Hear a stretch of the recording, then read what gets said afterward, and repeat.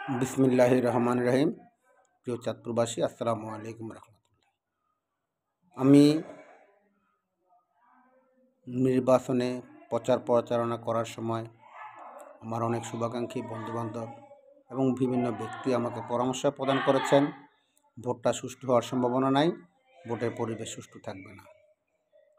তারপরেও আমি নির্বাচন কমিশনের উপর আস্থা রেখে ভোটের শেষ মুহূর্ত পর্যন্ত নির্বাচনের মাঠে ছিলাম। আমার এই সময়ে আমার দলের নেতাকর্মী এবং আমার বন্ধুবান্ধব শুভাকাঙ্ক্ষী সবাই আমার জন্য আপ্রাণ চেষ্টা করেছেন। আপনাদের সবাইকে আমি কৃতজ্ঞ চিত্তে ধন্যবাদ জ্ঞাপন করছি। আজকে ভোটের দিন দুপুর 1 ঘটিকা পর্যন্ত ভোটের পরিবেশটা সঠিক ছিল, যদিও ভোটার উপস্থিতি খুবই নগণ্য ছিল এবং জনগণের ইচ্ছার প্রতিফলন এই ভোটের মাধ্যমে ঘটেনি। দুপুর 1 ঘটিকার পরে একটি বিশেষ গোষ্ঠী তাদের প্রভাব বিস্তার করার চেষ্টা করেছে। বিভিন্ন স্থান থেকে আমার কাছে অভিযোগ এসেছে।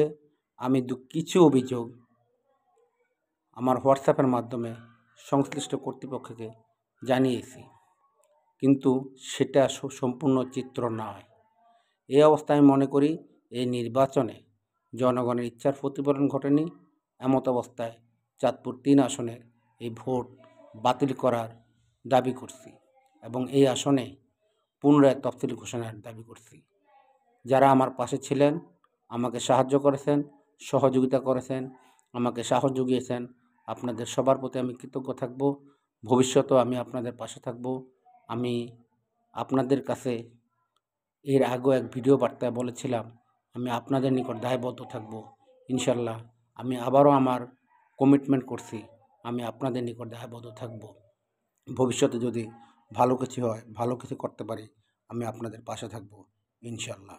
সবাইকে ধন্যবাদ। আসসালামু আলাইকুম রহমতুল্লাহি ওয়া বারাকাতুহু।